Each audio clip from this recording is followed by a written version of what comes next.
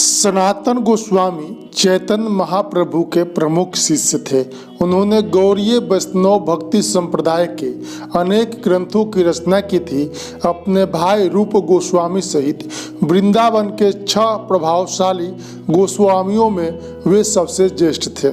सनातन गोस्वामी कर्नाट श्रेणीय पंच द्रविड़ भारद्वाज गोत्रीय यजुर्वेदी ब्राह्मण थे। इनके पूर्वज कर्नाट राजवंश के थे और सर्वज्ञ के पुत्र रूपेश्वर बंगाल में आकर गंगा तटस्थ बारिशाल में बस गए। इनके पौत्र मुकुंद देव बंगाल के नवाब के दरबार में राज कर्मचारी नियुक्त हुए तथा गौड़ के पास रामकेली ग्राम में रहने लगे। इनके पुत्र कुमार देव तीनों पुत्रों अमरदेव, संतोष देव तथा वल्लभ को छोड़कर युवावस्था में ही परलोक सिधार गए, जिससे मुकुंद देव ने तीनों पौत्रों का पालन कर उन्हें उचित शिक्षा दिलाई। इन्हीं तीनों को श्री चैतन्य महाप्रभु ने क्रमशः सनातन, रूप तथा अनुपम नाम दिया। सनातन का जन्म संवत 1523 के लगभग हुआ था तथा संस्कृत के साथ फारसी अरबी की भी अच्छी शिक्षा पाई थी। सन 1483 ईस्वी में पितामह की मृत्यु पर 18 वर्ष की अवस्था में यह उन्हीं के पद पर नियत किए गए और बड़ी योग्यता से कार्य संभाल लिया। हुसैन शाह के समय में यह प्रधानमंत्री हो गए तथा इन्हें दरबारे खास उपाधि मिली। राजकाज करते हुए भी तीनों भाई परम भक्त, विरक्त तथा सत्संग प्रेमी थे। इन्होंने कन्हई नाट्यशाला बनवाई थी जिसमें कृष्ण लीला संबंधी बहुत सी मूर्तियों का संग्रह था। श्री चैतन्य महाप्रभु का जब प्रकाश हुआ तब यह भी उनके दर्शन के लिए उतावले हुए, पर राजकार्य से छुट्टी नहीं मिली। इसलिए उन्हें पत्र लिखकर रामकेली ग्राम में आने का आग्रह किया। श्री चैतन्य जब वृंदावन जाते समय रामकेली ग्राम में आए तब इन तीनों भाइयों ने उनके दर्शन किए और सभी ने सांसारिक जंजाल से मुक्ति पाने का दृढ़ संकल्प किया। सनातन गोस्वामी के पितामह मुकुंद देव दीर्घ काल से गौड़ राज्य में किसी उच्च पद पर आसीन थे। वे रामकेली में रहते थे। उनके पुत्र श्री कुमार देव बाकला चंद्र द्वीप में रहते थे।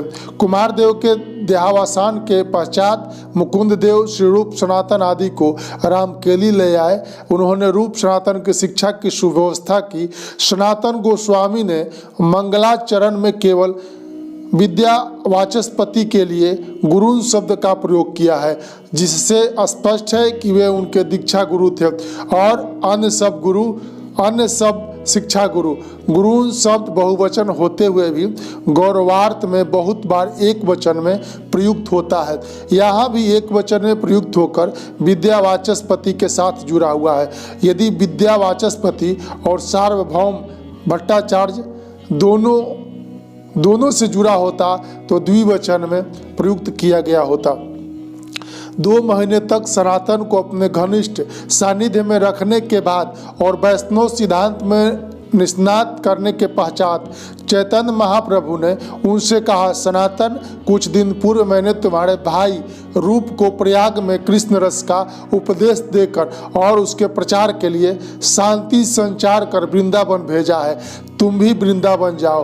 तुम्हें मैं सौंप रहा हूँ कि 4 दायित्वपूर्ण कार्यों का भार तुम वहां जाकर मथुरा मंडल के लुप्त तीर्थों और लीला स्थलियों का उद्धार करो, शुभ भक्ति सिद्धांत की स्थापना करो, कृष्ण विग्रह प्रकट करो और वैष्णव स्मृति ग्रंथ का संकलन कर वैष्णव सदाचार का प्रचार करो। इसके पश्चात कंगालों के ठाकुर परम करुण गौरांग महाप्रभु ने दयाद्र चित्त से करुणा विगलित स्वर में कहा, इनके अतिरिक्त एक और महत्वपूर्ण दायित्व तुम्हें संभालना होगा। मेरे कथा कंगरंगधारी कंगाल वैष्णव भक्त जो वृंदावन भजन करने जाएंगे उनकी देख रेख भी तुम ही को करनी होगी। सनातन ने कहा, प्रभु, यदि मेरे द्वारा यह कार्य कराने हैं तो मेरे मस्तक पर चरण रख शक्ति संचार करने की कृपा करें। महाप्रभु ने सनातन के मस्तक पर अपना हस्त कमल रख उन्हें आशीर्वाद दिया। जब महाप्रभु की आज्ञा सिरोधार्थ कर सनातन ब्रज जाने के लिए महाप्रभु से विदा हो रहे थे तब उनके प्राण उनके चरणों में लिपटे थे।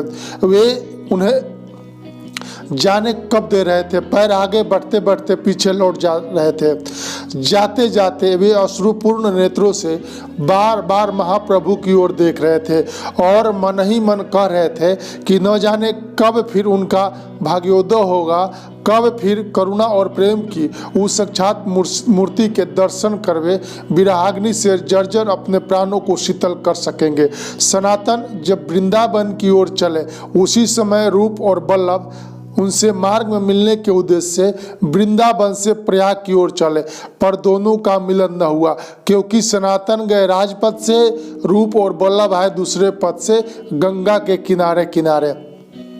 श्री सनातन गोस्वामी ने वृंदावन आने के पश्चात सर्वप्रथम वृंदावन देवी मंदिर की स्थापना की। इसके बाद वे महाप्रभु द्वारा दिए गए कार्य में लग गए। एक दिन मधुकरी के लिए श्री गोस्वामी जी मथुरा गए। श्री दामोदर चौबे के घर में श्री श्री मदन गोपाल की मूर्ति दिखी। उस मूर्ति को देखते ही उन्हें ऐसा लगा कि उनके मन और प्राण चुरा लिए गए। अब उन्हें श्री मूर्ति की सेवा की इच्छा जागृत हुई। वे बार बार चौबे जी के घर जाते और मूर्ति को देखते। वह मूर्ति उन्हें बार बार अस्थिर कर देती। चौबे जी की पत्नी जितना ध्यान अपने पुत्र सदन का रखती थी, उतना ही मदन का भी रखती थी। दोनों की बराबर सेवा करती थी। कहते हैं मदन गोपाल सदन के साथ उछल कूद करते थे। श्री सनातन ने चौबे जी की पत्नी से कहा, तुम मदन गोपाल की सेवा बहुत मन से करती हो, वो तो ठीक है, परंतु वे भगवान हैं और भगवान की सेवा विशेष विधि विधान से होनी चाहिए। यह सुनकर ब्रजमाई ने कहा कि ठीक है, मैं ध्यान रखूंगी।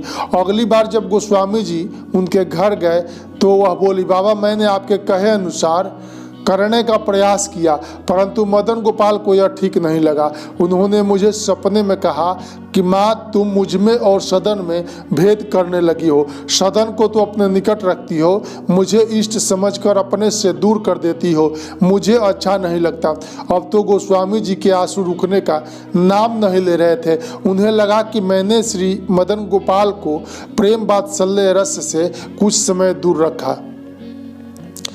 सनातन गोस्वामी गौड़ दरबार में सुल्तान के शिविर में रहते समय मुसलमानी वेशभूषा में रहते। अरबी और फारसी में अनर्गल चैतन्य चरितामृत में उल्लेख है कि रूप और सनातन जब रामकेली महाप्रभु के दर्शन करने गए, उस समय नित्यानंद और हरिदास ने जो महाप्रभु के साथ थे कहा, रूप और साकर आपके दर्शन को आए हैं। यहाँ सनातन को ही साकर यानी मलिक कहा गया है।